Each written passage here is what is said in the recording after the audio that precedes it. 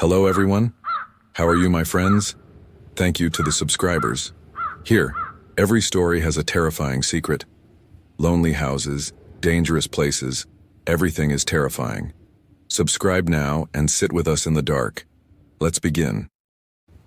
Deep in the forest, far from any main road, there was an old, dilapidated house built decades ago, surrounded by thick trees on all sides, as if they were guarding it from the outside world. I decided to move there after inheriting it from a distant relative I had never met. I thought solitude would be a chance to escape the city's noise and focus on my writing and thoughts. At first, everything was peacefully quiet. The breeze gently brushed against the windows, and the only sounds were the rustling of the trees and the wind through the old wooden walls. But as days passed, I began to feel that the house was still alive in a strange way.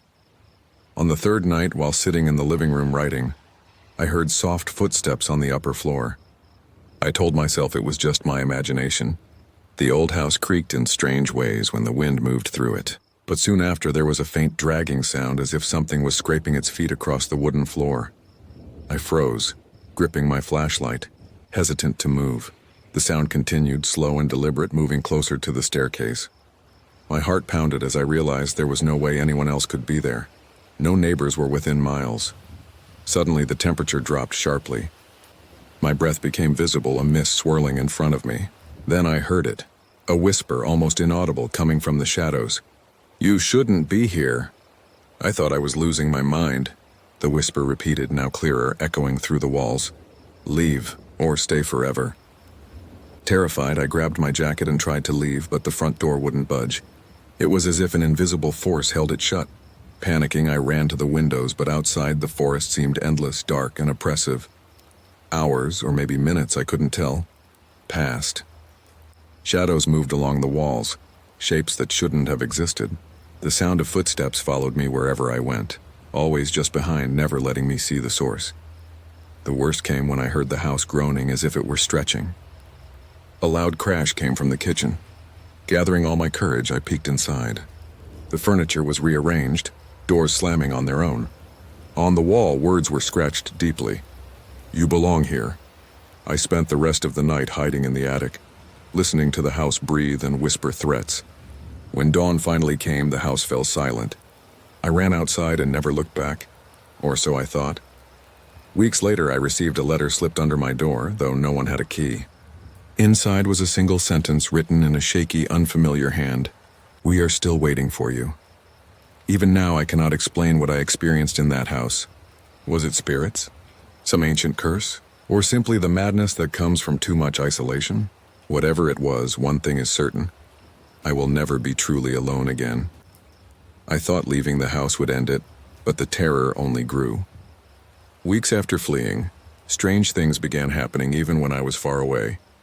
Doors in my apartment would creak open on their own. Windows rattled even though there was no wind.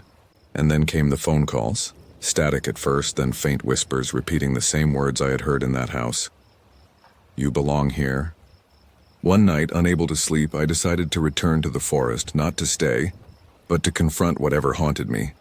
The drive was long, twisting through dark roads until finally the house appeared, shrouded in fog like a living creature waiting for its prey.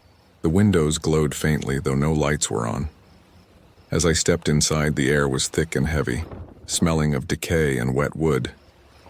The front door slammed shut behind me, and I felt a sharp, cold grip around my shoulders like icy fingers pressing into my skin. My flashlight barely cut through the darkness, revealing shadows that twisted unnaturally on the walls. I tried to move toward the living room, but the floorboards groaned under unseen weight. From above, the dragging sound returned, slow and deliberate. I froze as a figure slowly descended the staircase.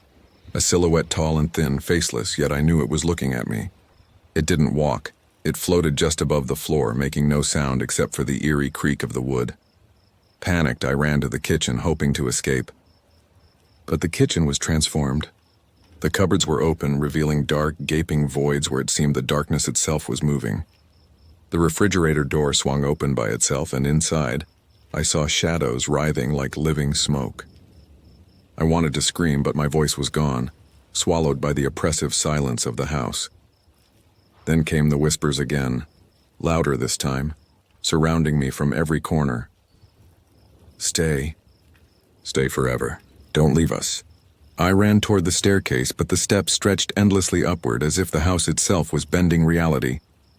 Each step I took echoed like a scream through an infinite corridor. I reached the top floor and found a door I had never seen before. Inside, the room was empty, except for a single mirror. When I looked into it, I didn't see myself. I saw the house, walls breathing, floors twisting, windows bleeding shadows, and within it my own body, sitting in the attic, trapped, screaming silently. The whisper came from the mirror. You can never leave. You are ours. I don't know how long I stood there, paralyzed with fear. When I finally ran out of the room, the house had changed again. Hallways I remembered were gone. Windows led to walls of darkness. The exit I had used before had vanished. The house had become a maze, alive, reshaping itself, keeping me inside. I realized then that the house doesn't just haunt you, it owns you. Time and space lose meaning here. I have no idea how many days or years have passed.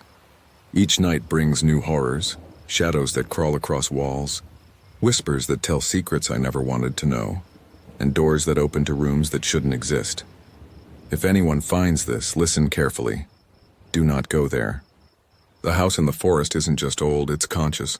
It waits for the lonely, the curious, the foolish. And if it finds you, it will never let you go. Sometimes when the wind is right, I can hear it calling me. From outside the house, from inside the trees, from every shadow I see. And I know deep down I will never escape it. After what felt like endless days trapped in that house, I began to notice that reality itself had started to unravel. The walls would stretch and bend when I wasn't looking directly at them. Shadows no longer just moved, they stalked. Shapes, darker than the night outside, would glide silently behind me, always at the edge of my vision. I tried marking my path with chalk, carving arrows into the wooden floors, hoping to find my way out. But each mark vanished by the time I turned my back, as if the house itself was erasing my presence. Doors I had passed through now opened to rooms that didn't exist before. Libraries with books that whispered my secrets. Bathrooms filled with water that reflected not my face but someone else's. The whispers grew louder. They no longer needed words, they spoke directly into my mind. I could feel the house thinking, watching, planning. You cannot leave.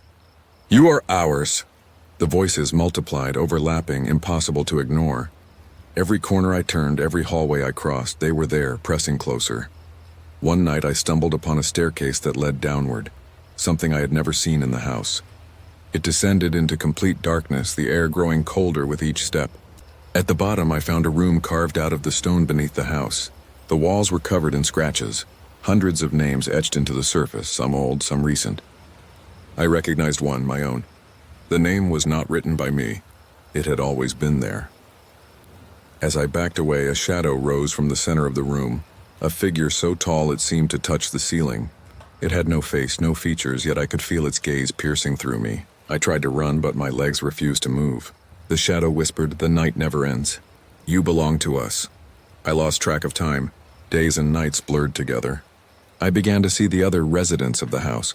Figures trapped in the corners of rooms, their eyes hollow, bodies frozen in fear. Occasionally they would scream silently, their mouths moving without sound. I realized then that the house had claimed them just as it claimed me. Hunger and thirst became meaningless. Sleep was impossible, the shadows would not let me rest. The house pulsed with life, breathing through the floors, walls, and ceilings. Even the furniture seemed aware, shifting subtly, watching me, whispering threats. Every corner, every hallway, every room was alive, and it all revolved around me. Sometimes I hear the wind outside and think maybe I could escape, but the doorways lead only deeper inside. The windows are illusions, showing me forests that don't exist. I scream until my throat is raw, but no one can hear me. No one is coming. The house does not allow visitors, it only collects souls. I have accepted my fate. I am no longer just a man. I am part of the house, one of its shadows, one of its whispers. Yet sometimes in the darkest hours I can still see the staircase, still hear the footsteps of those who might be foolish enough to enter, and I wait, I watch, I whisper, because now, I belong here, forever.